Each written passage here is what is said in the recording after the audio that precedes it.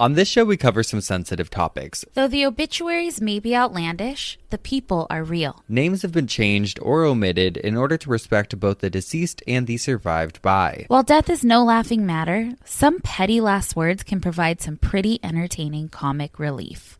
Welcome to Obituary.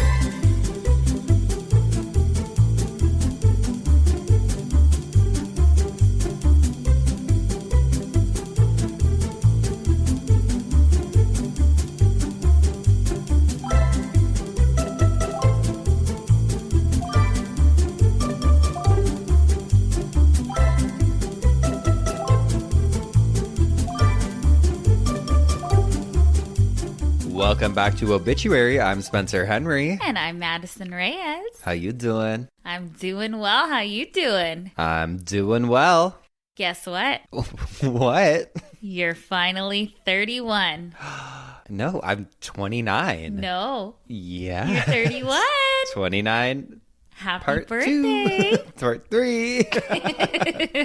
Thank you. Thank you. It is. It's my, well, when this comes out, it'll be my birthday. Yes. As of right now, I'm still freshly 30. How does it feel to be 31? You know? Do you have any life advice you can give us? Oh, yes, baby, but I'm saving it. What do you think your favorite year was? I actually will say this. I really think 30s are the fucking best. Oh, yeah. I think 40s, though, are going to be even better. Well, you're almost there, so you'll just have to let me know. No, we're both 31 together now. You'll have to just let me know how that is. I think 30s are cool. I feel like there's a big disconnect from your 20s once you turn 30, and it's kind of like you enter this new phase of just cool. You kind of start to give a fuck less. Yeah, in a good way. Yeah. We're going to look back at this in 20 years and cringe. We Cringe. didn't know shit.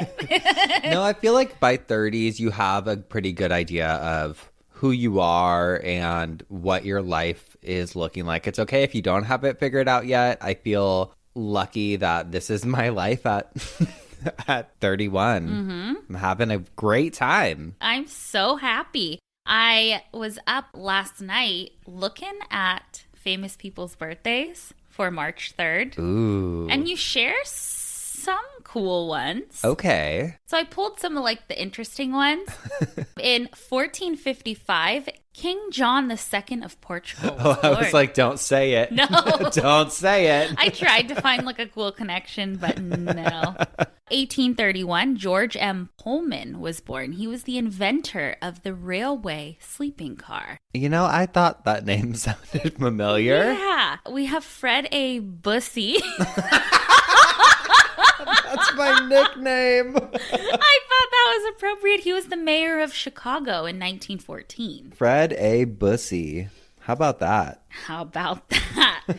1847, Alexander Graham Bell was born. He invented the telephone. Hello. So important.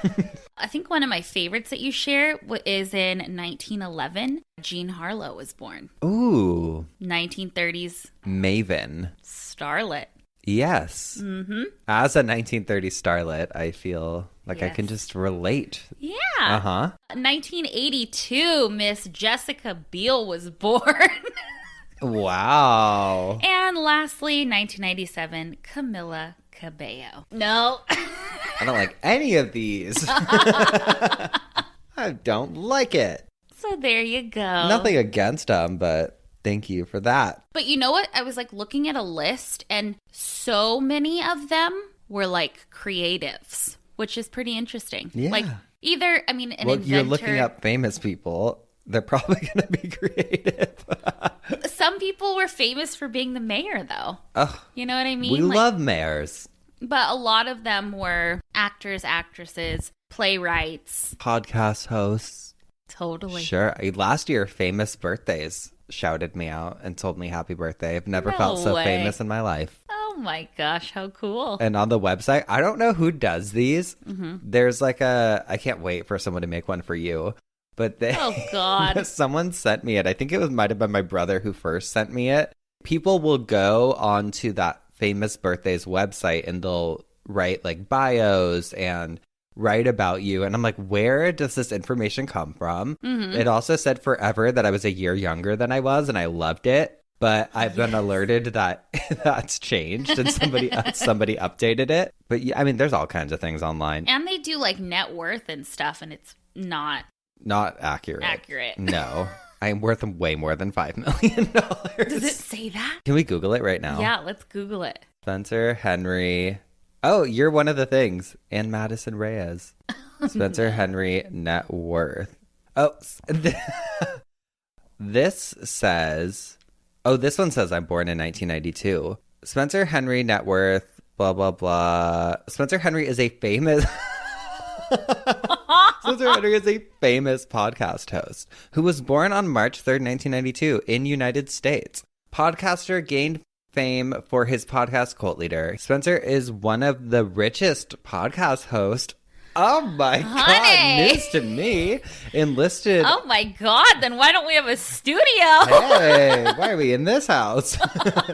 Pay up. Oh, it says my net worth is $1.5 million and he was profiled in Voyage LA magazine. That's true. In May of 2019, he was made content manager and worked in talent relations for in 2018. That's true. There's a lot of them. Spencer Henry's girlfriend, who is Spencer Henry dating. Wow. Do you feel starstruck to be sitting across from me right now? I originated from the United States. That's true. This says I'm 29, which is really nice. None of you tell them all these things that I just don't even know. Cool. My net worth here is between $1 and $5 million. He has made such amount of wealth from his primary career as podcast host. Well, it's my only career, babe. It's all I do. So I'm really happy and blessed. Wow, you're a millionaire. Going back to your question of how does it feel? It feels I'm over it. I don't want to feel it. It feels great to have $5 million. Wow. Moving on. What do you want for your birthday? To be left alone. No. Perfect. No. I'm not a big birthday person. I'm not like it's my birthday month, it's my birthday week. I'm not into that. My sister's flying in on my birthday. The rest of my family's coming up just for a night, for Saturday night. So they're going to come down here. We're going to have dinner. And then everyone will go home. And that is great. I love a dinner. I love an excuse to get dressed up and go out to eat. Mm-hmm. A good dinner to me is all I need. Ugh, wonderful. Little birthday boy. Little birthday boy, just 29 years old. Oh, just a millionaire before 30. Oh my God. Hi, Forbes. Oh, last week we were like joking, laughing like, oh, Simon & Schuster, Penguin, like all these book publishers, place your bids. Okay, well, tell me why, you guys, this week we were on the phone with agents talking about a book deal. Wait, we also have to talk about how chaotic that phone call was on the back end. Oh, God. We were talking to an agent from New York, and it was chaotic. It was chaotic. The dogs are here. Yes. My dogs knocked over a hot cup of coffee all over Spencer's brand new white rug.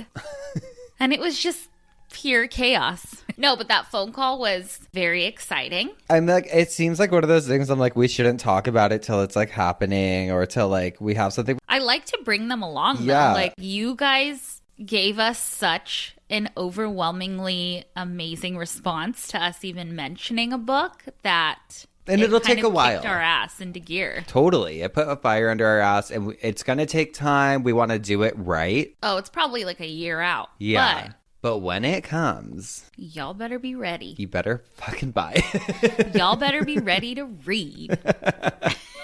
And someone is going to have to read it to me. Yeah. What if your pages were just like... Boobly bobbly beebly boo. It's like WQ8 Just pictures. It's like this article is from King Henry VIII. Just put screenshots of websites or something, articles. Perfect. Oh my God. And we also talked about touring. We sure did. And we're trying really to figure all that out. Yeah, we really want to get out there and meet you guys. So fucking tell us where to come. We also should have a P.O. box, hopefully by the time this episode comes out. If we do, we'll post it on the Instagram If not, we'll share it in the next episode because it'll for sure be there by then. Mm-hmm. And then you can send us stuff like threatening letters. Yeah. Radium. Strychnine. No, don't get any wild ideas. Don't do it. It's illegal. And tampering with mail is illegal. It's a federal offense. Mm-hmm. So sorry for you. We know the laws, actually. Mm-hmm. I know you said you had an email you wanted to read. You were telling me. I have two. So do you want me to read one and then you can read one and then I'll read one? Should we do it like that? Okay. This email goes with the one that came out today. So last week, spontaneous combustion perhaps doesn't always lead to death. This is wild. So it says, hey guys, I'm listening to the latest episode and I had to pause when Spencer's talking about spontaneous human combustion to tell you guys this story. An old coworker of mine told me a story about how her friend spontaneously combusted while they were on a road trip. A group of their friends were riding motorcycles while another group was in a car on this cross-country road trip. Her friend, I don't remember her name, but let's call her Mary, woke up one of the mornings feeling a little off but thought nothing of it. Got back on the back of one of the motorcycles, and they started down the road. Not too long into the ride, she asked to stop because her butt was feeling sore and she needed a break. Again, they thought nothing of it because she had already spent several days riding motorcycles. That's and valid. Your butt is gonna get sore from that. Please, did her butt explode? She switched spots with someone in the car riding with them to get a break from riding, hoping that the soreness would go away. She had to continuously ask to stop the car so she could get out because her butt was hurting so bad. On one of the stops, one of the other girls looked at her butt to make sure she wasn't chafing or had a bug bite, and I guess it looked like blood was starting to pool in her butt, like a giant bruise. They took her to an emergency room because it was not normal for her butt to get that sore and bruised from a motorcycle after just a few days. The doctors thought it was an infected cyst, so they cut open the bruised spots to find her flesh was burned inside of her butt. What? I mean butt cheeks, by the way, not butthole, lol. There was no explanation for the two burned chunks inside her butt. They swabbed her skin, jeans, the motorcycles for gasoline, but found none. Her jeans didn't have metal buttons on them, and she wasn't a smoker or anything. No one else had any burning on their skin, just Mary. My friend said it looked like her flesh burned from just under her skin all the way to the butt bone and pelvis. How painful. They quarantined Mary to the burn unit at the hospital and ran a bunch of tests on her, and the only conclusion the doctors could come up with was spontaneous human combustion. Just irritation from the motorcycle seat plus whatever other weird things happen in the body that cause it. And she lived. I think they had to remove most of the flesh from her butt since it was all burned, and they treated the wounds immediately with saline so it never spread to anywhere else in her body. Nuts, right? I'll write in some other time about the time my husband, whose face was destroyed in a ski accident in Sweden and was saved by a random doctor in a Berlin hospital. Also a wild story. Oh my gosh. Please send us that story about your husband, but also, what the fuck? Wow. All right, you want to hear a crazy story? Always. I didn't realize that we would get such an incredible response from the organ donation episode. And I know I talked about it last week too, but I was going through our DMs and this story just blew my mind. It's from a girl named Demi. She says, hey, just listening to the latest episode and wanted to share my little, not so little story. I'm a liver transplant recipient 20 years ago last year. So when I was 9 years old, I contracted an unknown virus which completely destroyed my liver in a matter of days. Oh, God. By the time I was admitted to the hospital, I had 48 hours left to live. They put me in an induced coma because I had fluid rushing to my brain. Oh, my God. And my other organs needed a rest. Let me tell you, the freaking hallucinations I had when the fluid was rushing to my brain, my God, I had giant bugs crawling on my walls. The Wiggles were chilling by my bedside, and the Powerpuff Girls were going to kill me. Oh, my God. But yeah, spoiler alert, I got my liver when I had a mere 12 hours to live. Holy shit. All I know about my donor was that he was a 12-year-old boy who died of a brain injury. Oh, baby. I kept in touch with his family through the Red Cross. I wasn't allowed to give my details because there's reports of donor families going crazy and stalkerish to the recipients. They were an absolutely beautiful family, and I kept in touch for a few years. Wow. until I made news headlines. What? What I haven't mentioned is that around 6 months after I received my transplant, my body began to get sick again and the doctors were baffled.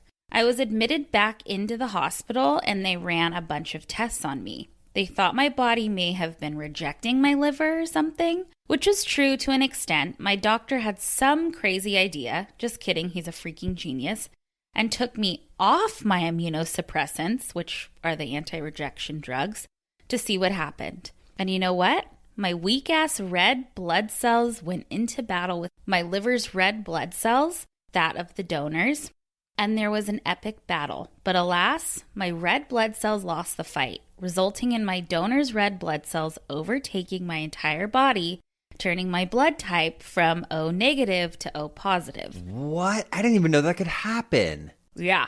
I was dubbed the 1 in 6 billion miracle girl. I have full chills right now. That's so wild. Crazy. She said, because it never had happened before and never has happened since. So basically, I gave myself my own bone marrow transplant, and in turn, my body no longer saw my transplanted liver as a foreign object. And I have never needed to take those anti-rejection drugs since. Usually, they are a lifelong thing. Wow. I've had some crazy experiences during my time in hospital, super sad and also super fun times. I went to school in the hospital, won a bike entering a competition with the games and movie room, the Starlight Room. I even had some supernatural psychic stories, but hey, I'll leave that for a little later. You better. Yeah.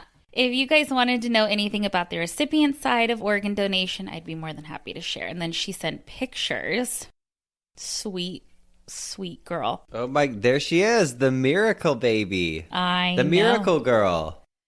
Amazing. Holy shit. That's fucking like some superhero shit. Like, oh yeah, my blood is just a completely different blood type now. I wrote back to her. I was like, I feel like we're meeting a celebrity because she is in her own right, That is crazy. Yeah. Oh my God. Thank you for sharing that. But now she has a daughter and she's, lived just a normal life. And nobody knows that she has different blood than she used to have. It's crazy. That is a wild story. Mm-hmm. That's like an icebreaker. Yeah. You want to hear something?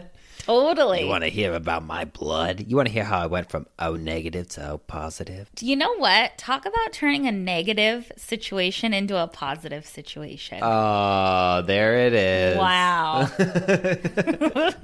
I have one more email that I want to share before we get into it. And it says, the subject said, I cremated my great-grandma a second time. What? Hey, I'm blank. Asked to be anonymous. My aunt and I have decided to not share this with the rest of my family. LOL. Just wanted to share a funny story from this weekend I think y'all would appreciate. My grandpa passed a little over a year ago, and this past weekend we finally got around to cleaning out his house. Now, we live in the country, so the majority of the trash we come across, we just burned out in his cow pasture. My aunt and I were going through his back room, digging through boxes, and I came across a seemingly unlabeled bag of sand-like powder. Oh, no. I asked my aunt, and she was like, I don't know what that is, just burn it. We walked out to the fire, and as I dumped out the bag into the fire, I saw it, the label with my great-grandma's name. We dumped my great-grandma's ashes into a trash fire. Oh, no. In our defense, neither of us had ever seen human ashes before, and my grandpa never told us he kept his mother's ashes. My aunt said it's okay because my great-grandma has apparently already been burned once before. Hopefully you find this as morbidly funny as I do. I look forward to hearing y'all's banter every Thursday. Keep doing what you're doing. Best wishes, and RIP to my great-grandma. Oh, rest in peace, Granny. Oh my God. She's like, are you kidding me? Again? There's nothing left. And a trash fire? God, you gave her the sequel. She was probably watching from heaven like, no. Part 2? No. Don't do it. Don't do it. Oh my God. They did it. She's probably like, ah. Oh my gosh. Well, I'm happy that you guys can laugh about it because We are. We are. And what else are you going to do? God, I fucking love this show. You threw your great grandma into a trash fire. I don't know. The shit we hear. I love it. All it makes these me feel more normal. All these great stories are just out there. I know. Oh my gosh. Well, I am going first this week with a coffin spinner. Do you have a little side bitch for us? I got a little side bitch. I have cute little Henry Wheeler, 92 years old, a banker. He's cute. He has a little cap on. Henry Wheeler, loving husband and father of 3, passed away on September 7th at the age of 92, just seconds before he was able to tell his daughter where he had hidden the family fortune. Too bad he didn't go to legal seafoods and eat more fish. Maybe he would have lived a little longer. Oh, no. Oh, my gosh. Short and sweet. Short and sweet, baby. What's got you spinning in your coffin this week? Spencer, I have a doozy. Okay. Out of every single thing we've talked about on this show, for some reason, this subject freaks me out the most and like almost makes me physically sick. Okay. Thinking about it. So just a warning, if you guys want to skip ahead, I do not blame you. They don't. Okay.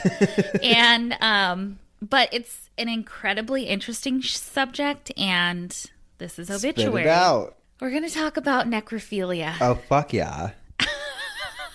I mean, we cover literally everything, so we're just going to do it, and I'm going to try and handle it with as much love and care as I can. That's what they said when they were approaching the coffin. I know. Okay, so necrophilia.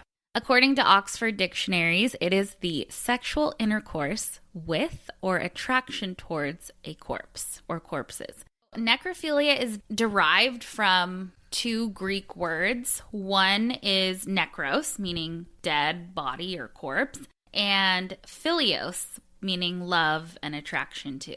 So apparently there are many different types of necrophilia. I read that there were 4 different types in some articles, but then I also read that there were 10 different types. So, oh my God. How many philias can you have? I know. The DSM has a list of 10 different ones that they recognize, and I found the list on medium.com, so I'm going to read that. So first you have your role players. These are people who get aroused when pretending their live partner is dead during sexual activity. Then you have your romantic necrophiliacs, which are bereaved people who remain attached to their dead lover's body. Then you have necrophiliac fantasizers, which are people who fantasize about necrophilia but never actually have sex with a corpse. Then you have tactile necrophiliacs, who are people who are aroused by touching or stroking a corpse without engaging in intercourse. Oh, God. Gross. I mean, not that it's not the worst necrophilia, but it's still all of them. Yeah. God. Then you have your fetishistic necrophiliacs, who are people who remove objects. For example, panties or tampons. From a corpse? Yes, or body parts like a finger or genitalia. You said, I am taking this pinky home with me and I'm going to do ungodly things with it. I know. So they take those for sexual purposes without engaging in actual intercourse. Then you have your necromutilomaniacs, which are people who derive pleasure from mutilating a corpse while masturbating without engaging in intercourse. And then you have your regular necrophiliacs, which are people who preferentially have intercourse with the dead. The casual. The original. They're the Coca-Cola of necrophilia. I can't even. Then you have your homicidal necrophiliacs, which are your necrosadists, so people who commit murder in order to have sex with the victim. And then you have your exclusive necrophiliacs, which are people who have an exclusive interest in sex with the dead and cannot perform at all for a living partner. Now, going through some of these, specifically the homicidal necrophiliac, I thought of monsters like Ed Gein, Jeffrey Dahmer, Ted Bundy, but I have some stories that I'm going to share. But according to listverse.com, necrophilia is almost 100% a male-dominated problem. Mm-hmm. Women are only mentioned in the regular necrophilia category, and they only make up 15% of that category. You know what's actually kind of surprising about that is because a lot of it is like a mental fixation, right? And women typically, a lot more thought needs to go on in their heads in order for them to have an orgasm or experience an orgasm. So like you would think there'd be more women in necrophilia. See, I think the opposite. I think to a man, not all men, obviously, but like in general, in this umbrella that we're talking about, they're like, a hole's a hole. No, because it's a mental thing, though. Yeah. I don't know. I don't know. I'm not trying to figure it out. I am. I need to know. Why is he thinking this? Not enough people are talking about the gender discrepancy in necrophilias. Well, the more research I did too, it was interesting because the DSM lists these, but it doesn't necessarily list necrophilia as like a mental disorder. Like it's such a complex thing that people don't know a lot about. Like it's so weird. But they can kind of surmise it to like, okay, people do this because of fear of rejection. Like a corpse can't reject you and it can't say no. Depends on the corpse. Wait till they... You try entering into you try giving King Henry VIII the tip and wow, it's going to blow. Lady Di, oh my God. Oh, fuck. She got fucked enough by life in that tomb. God. So necrophilia, like ghost sex, which we talked about in an episode a while ago. Sure. And ghost sex is called spectrophilia, so it's also a philia. And like most things we talk about, it's not a new thing. Throughout history, there have been hundreds of stories and cases proving that it either existed or at least alluding to the fact that it was happening. So according to Wikipedia, quote, incidents of necrophilia are noted to have occurred throughout history. Greek author Herodotus stated in his histories that in ancient Egypt, bodies of exceptionally beautiful women were not embalmed immediately after their deaths, but only after several days had passed, in order to prevent a recurrence of a case where it was discovered that an embalmer had sex with the body of a recently dead woman.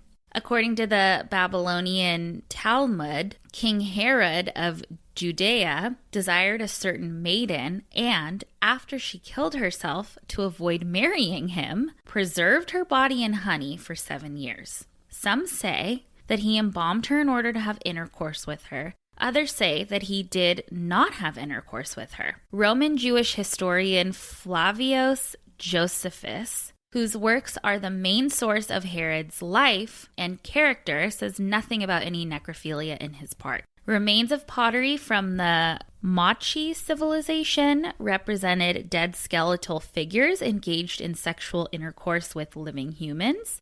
Giles de Roys is noted to have sexually violated the dead bodies of his victims. According to criminologist Herschel Prinz, it was said that until the 19th century, if a betrothed girl in Central Europe died before her marriage days, the spouse could still carry out the ceremony by copulating with the body. Oh my God. It really wasn't until 1850 that the term necrophilia was really used or even mentioned. It wasn't until Joseph Goulaine, who was a Belgian psychiatrist, used it that it gained momentum. And I read all about him, and he was really one of the first to treat mental illness morally and based on scientific facts. It was then detailed in Psychopathia Sexualis in 1886 by Richard von Krafft-Ebing. Now, there were some stories that I was like, I just couldn't tell. Like, I was just disgusted by. Are you going to tell me? No.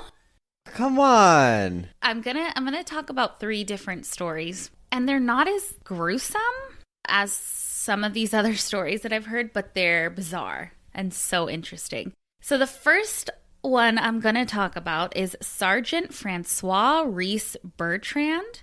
He was a sergeant in the French army. He was a very respected soldier, and he was really like a model soldier. But he also had a little secret. So from what I gather is that in Paris in the late 1840s, there were a ton of grave robberies and grave vandalism at the cemetery of Père-Lachaise. I guess guards would see a figure of a man at night, and as they would approach, it would just disappear. Every night they would see this thing, and so they started calling it the vampire of Paris. It's like, coming, destroying. They're starting rumors. Yeah. So more desecration happened over time, and it was weird because bodies would be dug up. If they were male, they would be left alone.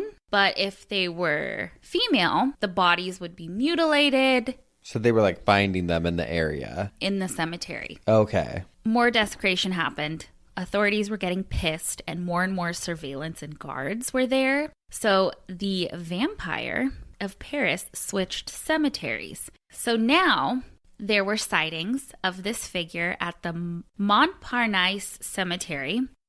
So these were graves and coffins that have been dug up, opened. Like I said, if they were a female body, they were usually mutilated in some way, sometimes even missing body parts. Wow. There was one instance where a heart was missing. Oh my God. Yeah, pretty wild. The vampire was eventually caught and arrested, and apparently there's like two different stories. There's a story where the vampire was caught in a booby trap but got away. And then there's another story where the vampire was shot but got away. Either way, there was a grave digger the next day in the cemetery, and he overheard two soldiers talking. I guess they were just at the cemetery, about how it was so weird that like around midnight, their friend, who was a soldier, came back to the base and was wounded. And they were like, oh, it's so weird. The grave digger put two and two together, reported him. It ended up being, yes, that it was Sergeant Francois Reese Bertrand. He was convicted of necrophilia. Oh, no. Mm-hmm. But only sentenced to 1 year in prison. And his case was actually very influential in the doctors that I talked, in their cases that I talked about earlier. And yeah, if you go and research this guy, like, he admitted to it, and he said, like, yeah, I held them close, I kissed them, wild. So that's the vampire. God. Now, the next guy I'm going to talk about is Carl Tanzler. It's a crazy story. So he was a radiologic technician in the 1830s in Key West, Florida. He had a wife and 2 kids, but shit went south in Key West when he met Maria Elena Milagro de Hoyos. She was a beautiful 22-year-old girl, and he fell in love with her. She was also incredibly ill, so she was diagnosed with tuberculosis, and he made it his mission to treat her and make sure that she lived, as tuberculosis was pretty fatal back then. But in 1831, Maria died of tuberculosis. Carl was devastated, but still wanted to make sure that she had a beautiful place to rest. She was buried in a mausoleum in Key West, and in 1933, Carl removed her body from the mausoleum and took her home with him. He rolled her home in a fucking wagon, and apparently he had like a little makeshift medical shed made out of an old airplane where he conducted all of his surgeries and stuff to keep her intact, to keep her corpse intact. And this case is sick, but it's also a really crazy case to look at for keeping a corpse intact because she looked pretty good. Ripley's.com says, quote, he filled her body with rags to maintain its shape, kept her skeleton intact with piano wire and coat hangers, replaced her decomposed eyes with glass, and patched her rotting flesh with silk, wax, and plaster. Tanzler even fashioned a wig for Elena out of her own hair, collected by her mother and gifted to him at her death. Taking his eccentricity to the next level, Tanzler had plans to create a spacecraft to fly Elena's corpse into the stratosphere so that radiation from outer space could penetrate her tissue and restore her. And then the article goes on to say, quote, 7 years later, Elena's sister stormed in and discovered the body. The authorities were brought in, but due to the statute of limitations on grave robbing, Tanzler was off the hook. And that, quote, Elena was eventually returned to an unmarked grave in the Key West Cemetery, and Tanzler moved to Pasco County, Florida, where his estranged wife supported him toward the end of his life, even though he was still enamored with Elena, living with a life-sized replica of her that he crafted himself. So fucking... It's a wild story. Wild. My last story, I didn't want to leave the girls out of it. So quickly, we have Karen Greenlee. She was a 23-year-old apprentice embalmer at the Memorial Lawn Mortuary in Sacramento, California. She's also known as a self-proclaimed morgue rat. So on December 17th, 1979, she was driving a hearse with the body ready for a funeral in it. Instead of taking it to the funeral, she actually ended up kidnapping it for a few days. She was eventually caught after a few days, but necrophilia wasn't illegal in California at the time. She did, though, try to take her own life by overdosing on codeine and Tylenol. And she left a 4-page confession letter that she stuck in the casket of the 33-year-old man who she stole. She had her stomach pumped and made a full recovery. But authorities had already read her letter, and I literally can't go into all the details because she's fucking sick. And like, just dude, everything I read, just like, all right, you know what? I'll just do it. Some quotes from her. She did an interview, and some things that she said were, quote, when you're on top of a body, it tends to purge blood out of its mouth while you're making passionate love. Ah! You'd have to be there, I guess. She then says, quote, I find the odor of death very erotic. There are death odors and there are death odors. Now you get your body that's been floating in the bay for 2 weeks or a burn victim. That doesn't attract me much. But a freshly embalmed corpse is something else. So that's what does it for her. That's what does it for her. She also goes on and says that she was attracted to dead things her whole life, and she's just going to accept herself the way she is. And the letter was like a suicide note? It was like a suicide note / confession, and she, I guess, had intercourse with over 40 dead bodies. Oh my God, over 40? And that she was caught once before by another embalmer. God, imagine that. Imagine walking in on that. You'd be like, what the fuck? I know. And apparently she changed her name and like moved away. But disgusting. Sorry. Don't like it. Bye. Gross. You gotta be real fucked up to fuck that. Yeah. I can't. No. Especially like, I mean, if she came across an instance of death erection, it would probably blow her mind. Oh, she talks about that, how one of her colleagues, they would inject something into a corpse's wiener that would give it like a boner, like a fluid. Oh my God. Yeah. And she loved it. Loved it. Oh, where is she now? I know. Nowhere good. God knows. It says she's now disappeared.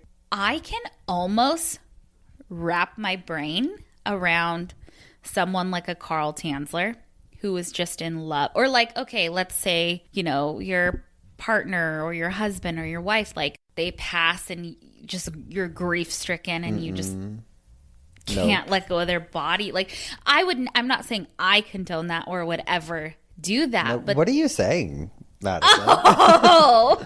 What are you saying? Well, Carl Tanzler, that was interesting. The one thing that I do remember is it did actually go to trial. Uh-huh. And he gained like public support. Well, and he was found not competent to stand trial or whatever. And I guess initially they had put her body, that Maria de la Hoya or whatever, up on display. Mm-hmm.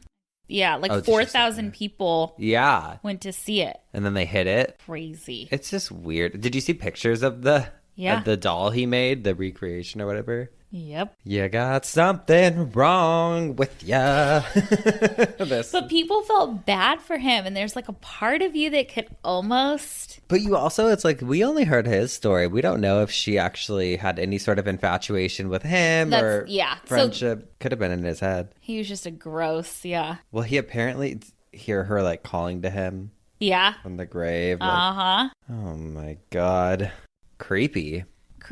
So there you have it. Leave him alone. You little necrophiliacs. Leave the bodies alone. God. Now, what about you? What do you have for me? Well, hope you're hungry. Oh, yeah, that just really... Today, I am bringing you sin eaters, which... What? Have you heard of sin eaters? No. It's fucking crazy. Miss Wikipedia defines a sin eater as a person who consumes a ritual meal in order to spiritually take on the sins of a deceased person. The food is believed to absorb the sins of a recently dead person, thus absolving the soul of the person. Sin eaters, as a consequence, carried the sins of all the people whose sins they'd eaten. Cultural anthropologists and folklorists classify sin eating as a form of rituals, and it's most commonly associated with Wales, English counties bordering Wales, and Welsh culture. And it's fucking wild. So let me explain. Kind of culty, to be honest. You know, okay. Cults. They love a good ritual. Allthat'sinteresting.com has a fun little write-up by Kalina Fraga called The Bizarre History of Sin Eaters, people who were hired to literally consume the misdeeds of the dead. So I wanted to read a quick snippet or two from there. Funerals in the 17th, 18th, and 19th centuries in Wales, England, and Scotland sometimes had an unusual guest, a destitute stranger called a sin eater, who came to mourn with the family, but he did more than that. The sin eater was there to consume the sins of the deceased. Sometimes they did this by eating bread left on the corpse's chest or face. Other times they ate food that had merely been held over the body. In all cases, sin eaters were paid next to nothing for their service. Despite removing sins from dead people and taking them on themselves, they were universally reviled. As that article mentioned, the ritual began as far back as the 17th century, though it could date back even further. And basically it went like this. So somebody dies, your husband, whoever, they die, and your family calls in a sin eater to come to their home, and the family or acquaintances of the deceased would put food on the corpse's chest, meaning... On a plate? No, just straight on them. Usually some type of bread or baked good called burial cakes or death cakes, which we'll get into in the future when I cover funeral foods. Mm-hmm. So they put the food on the chest of the dead body, and then the sin eater comes in and eats the food off of their chest, believing that they would then take on the sins of the person who died, and that person could, go to heaven or whatever. And then, my favorite part, the family would then scream at the sin eater and chase them out of their home, sometimes beating them with a broom on their way out. Oh my God. Which is crazy because it's like you invited them here to do this. Is it like I hope this doesn't sound ignorant. Like, is it like a little community or a little village where you would see these people again? Yeah. Like it was people who lived in the community. Sin eaters were viewed as some of like the lowest of low and were chastised and outcast by society in the villages where they lived, the cities where they were living. And you're probably thinking like, who the hell would sign up to do this? Mm-hmm. And it was people who needed to eat, folks that didn't have money. Yeah. Didn't have access to meals, and I guess a lot of alcoholics. Aside from a free meal, they were also sometimes given money in exchange for their services, but it was like 1 or 2 shillings. Yeah. So they would pay these people to come in and do it, and then chase them out and be like, fuck you, stay away from me because you are a sinner. You have all their sins on you. Oh my gosh. What does that say about the deceased person? Oh my God. These people would do it.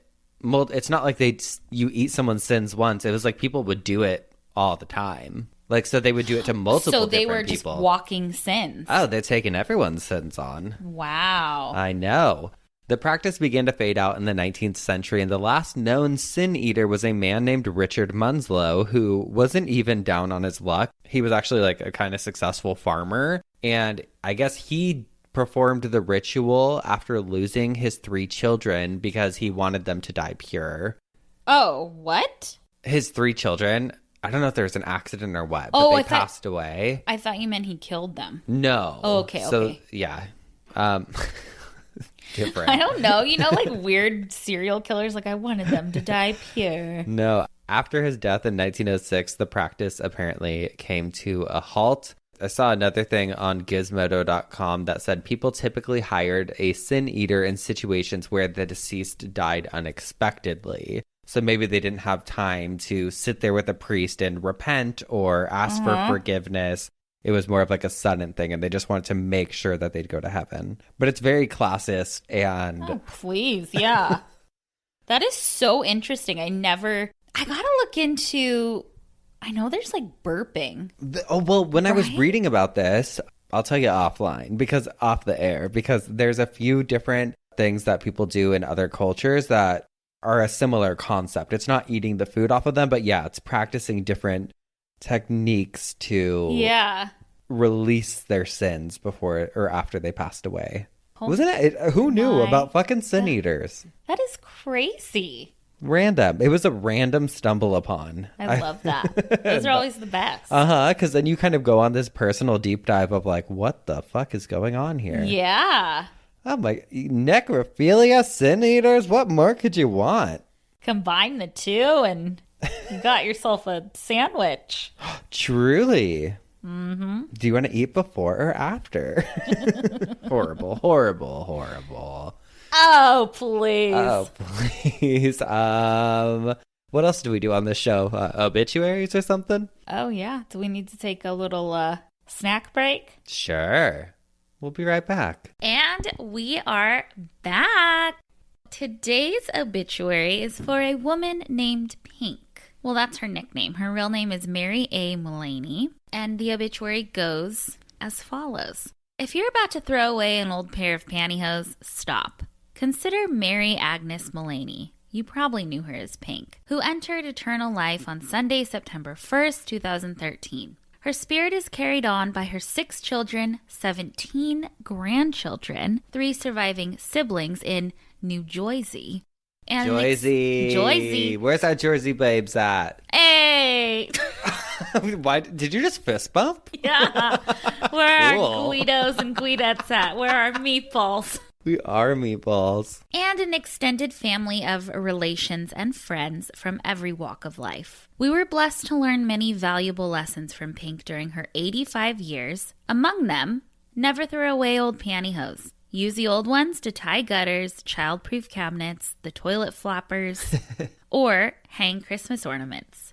Also, if a possum takes up residence in your shed, grab a barbecue brush to coax him out. If he doesn't leave, brush him for 20 minutes and let him stay. I love possum. Let a dog or 2 or 3 share your bed. Say the rosary while you walk them. Go to church with the chicken sandwich in your purse. Cry at the consecration every time. Give the chicken sandwich to your homeless friend after Mass. Go to a nursing home and kiss everyone. Don't do that right now, not with COVID going around. I know. When you learn someone's name, share their patron saint story and their feast day so they can relate. Invite new friends to Thanksgiving dinner. If they are from another country and you have trouble understanding them, learn to listen with an accent. Never say mean things about anybody. They are poor souls to pray for. Put picky-eating children in the box at the bottom of the laundry chute. Tell them they are hungry lions in a cage, and feed them veggies through the slats. Correspond with the imprisoned and have lunch with the cognitively challenged. Do the jumble every morning. What's the jumble? I don't know. Oh, the jumbo? Like the crossword? Jumble, it just says. Keep the car keys under the front seat so they don't get lost. Make the car dance by lightly tapping the brakes to the beat of songs on the radio. Offer rides to people carrying a big load or caught in the rain or summer heat. Believe the hitchhiker you pick up who says he is a landscaper and his name is Pete Moss. Help anyone struggling to get their kids into a car or shopping cart or across a parking lot. Give to every charity that asks. Choose to believe the best about what they do with your money, no matter what your children say they discovered online. Allow the homeless to keep warm in your car while you are at Mass. Take magazines you've already read to your doctor's office for others to enjoy. Do not tear off the mailing label because if someone wants to contact me, that would be nice. These are all dangerous. I was literally, the whole time you're reading this, when it said her kids looked online, I'm like, I'm sitting here so tainted by the world. I'm like, do not let anyone in your car. Yeah. Don't leave your keys in your car. It's going to get stolen. No one can know your address. In her lifetime, Pink made contact time after time. Those who've taken her lessons to heart will continue to ensure that a cold drink will be left for the overheated garbage collector and mail carrier. Every baby will be kissed. Every nursing home resident will be visited. The hungry will have a sandwich. The guest will have a warm bed and soft nightlight. And the encroaching possum will know the soothing sensation of a barbecue brush upon its back. Above all, Pink wrote to everyone about everything. You may read this and recall a letter from her that touched your heart, tickled your funny bone, or maybe made you say, huh? She is survived by her children and grandchildren whose photos she would share with prospective friends in the checkout line. And then it lists all of them. There are a ton. Friends and strangers she would love to have met can visit with Pink's family at the Fierick Funeral Home on Thursday, September 5th. Dress comfortably with a splash of pink if you have it. In Pink's memory, donations may be made to Dominican High School or any charity that seeks to spread good news of Pink's friend, Jesus. Valet parking in front of the funeral home on Thursday. Valet and all. Pink. Oh, remember, leave those keys under your seat. Yeah. My mom used to do that. Really? She'd be like, I hope someone steals it. I want a new one. Yeah. Oh my God. Oh my God. What do you got for me? We love her optimism. I know. Maybe it's optimism, maybe it's being naive, but she seemed happy. Ugh.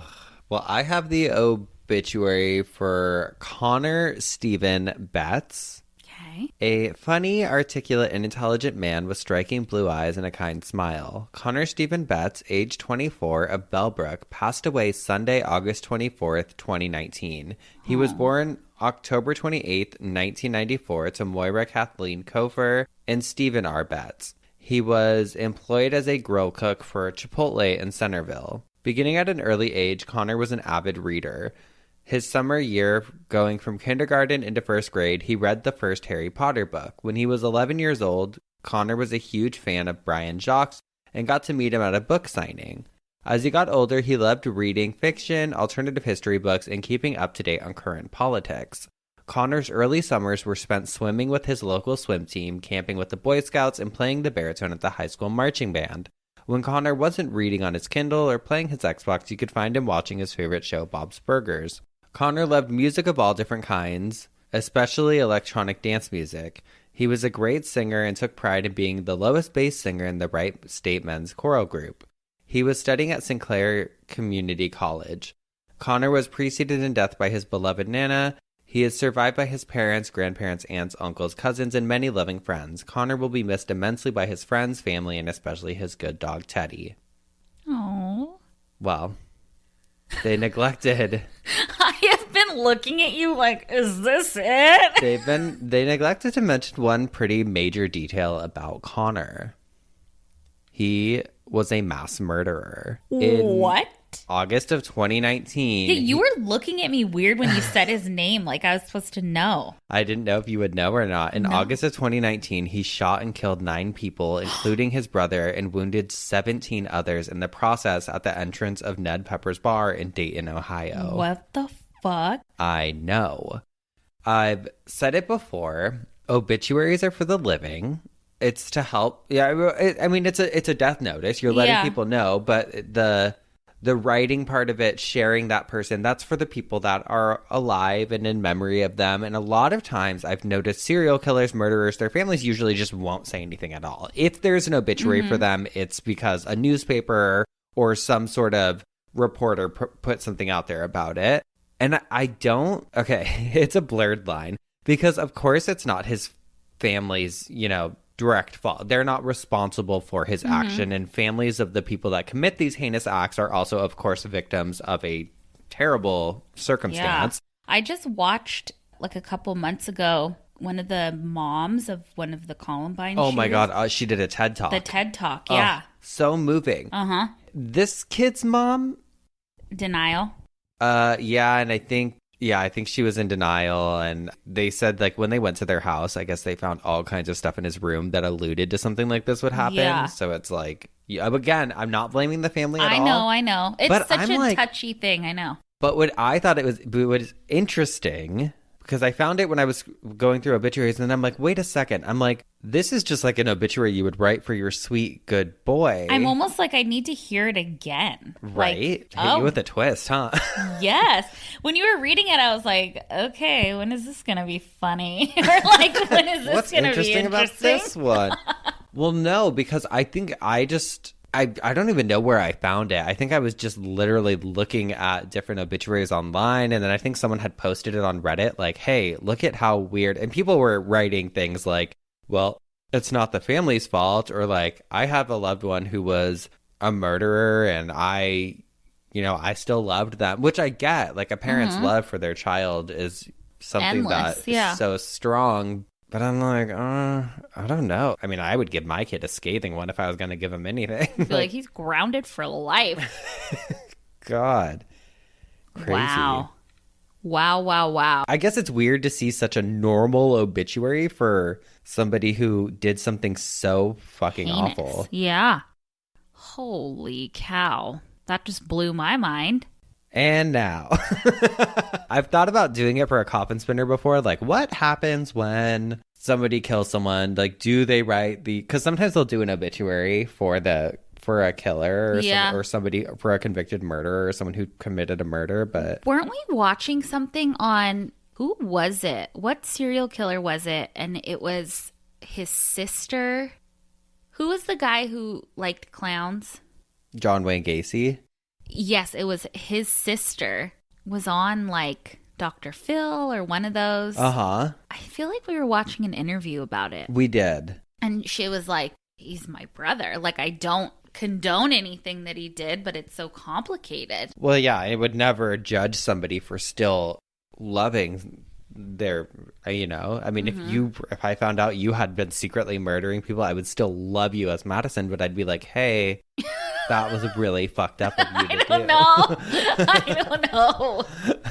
How do you, because you love someone, you care about them.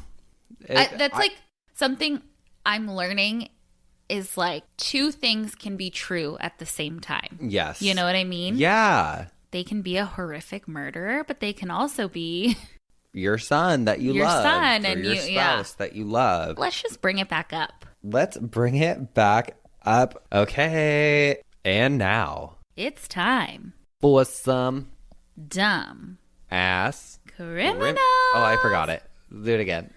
Criminal. No. What? Okay. For some dumb ass criminal. Okay. Better. Spencer, I've been wanting to talk to you about this fucking criminal. Order in the court. Okay, I don't even know if I can call him a criminal. Yes, he's a criminal. It's wild. We were sent this a couple times. Okay. From some geoffs.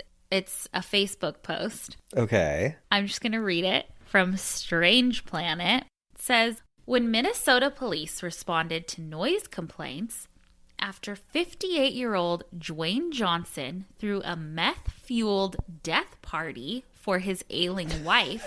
Wait, a meth-fueled death party for his alien wife? A meth-fueled death party for his ailing wife. Oh my God. I was like, wow, that really is wacky. I've never heard of such a thing. It's crazy. Listen, Spencer, listen. They found her corpse wrapped in the sheet at the top of the stairs, surrounded by 47 guns. What? Deborah Lynn Johnson's final wishes included rocking out to quiet Riot's mental health, smoking meth, and having sex with her 58-year-old husband, Dwayne. Oh, And this is what he that looks. was her dying wish? Yes, look what he looks like. His mugshot. Oh my God. Oh my God, he's hideous. Terrifying. Oh my God. Like nightmarish. Oh my God. So, there you have it. And I don't want to hear it either. I know someone's going to be like, there's a lot. You don't have to judge by the way he looks. No, come on. Hideous. The whole kit and caboodle, you got to. I fucking love that. Isn't that great? Yes, that might be one of my favorite Me too. dumb criminals. My dumbass criminal comes from Jacksonville, Florida. This happened in March of 2019. 23-year-old Gardenia McCullough is arrested after stealing a rental car from Ace Rent-A-Car on Jacksonville's north side. But it's her reason for doing it that had me losing my mind. So I'm just going to have you listen. Oh, no. She told me demons made her steal the car. Ace Rent-A-Car employees say they called police after they saw her steal the car, and they said they couldn't sit back and wait, so they had their employees scouting the area hotels, and they tracked her down at the Travelodge, which is less than a mile from their business. Our camera was rolling as we chased down the woman accused of stealing an SUV from the Ace Rent-A-Car Thursday afternoon. Employees say they found her with the stolen car at the Travelodge off Airport Road. Did you steal the car? Oh, I don't know what you're speaking about, ma'am. We have you on video wearing that same outfit. Oh, really? That's nice. Why did you take the car? I don't know. You don't know? Demons told me to do it. Who told you to do it? The demons. Demons told you to steal the car. Why did they tell you to do that? I don't know. I really don't know. So you admit you took it? No, I didn't take it. The demon took it. The demon took it. Earlier that day, surveillance cameras caught a woman wearing the same clothes at the front desk of the Ace Rent-A-Car. She is then seen in this video driving off in a white Toyota RAV4. She hopped in a car that they were in the process of cleaning and drove off. I'm the manager of the place. Employees say the woman... She Wait, said, she goes from I don't give a fuck to demons made me do it. yeah, I know. Well, I think that's like what I love because like in other circumstances, you'd be like, oh no, mentally they're unwell if they're saying demons told her to do it. But she is just like, fuck you. Yeah, I love her attitude.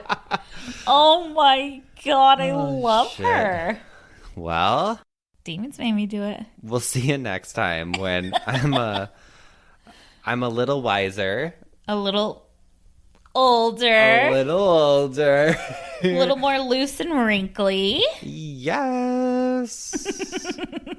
Until then, if you want to write to us, you can do so. obitpod@gmail.com. You can follow us online at obituarypod on Instagram. And you can get a cameo from us. Yes. And you can also rate and review because every rate and review helps. Actually, I saw probably one of my fucking favorite reviews today. Let me read it to you really quick because I screenshotted it. I don't want to read the whole thing, but just the end of it made me... It was like perfect. Our G-offs are fucking clever and funny. So fucking funny. It's funny that they're called G-offs, but okay. This show is my favorite because it mixes science and death and all my favorite things, but also major hot girl energy. Oh my God! I'm like, I love it. Science, death, and hot girl energy. That's what we're fucking about. And that's what we're bringing to you guys every goddamn week. That's our live, laugh, love, baby. Yes, science, death, hot girl energy. We'll see you next time with some more coffin spinners. Obituaries. And dumb Ask criminals. Real hot girl shit. Goodbye. Bye.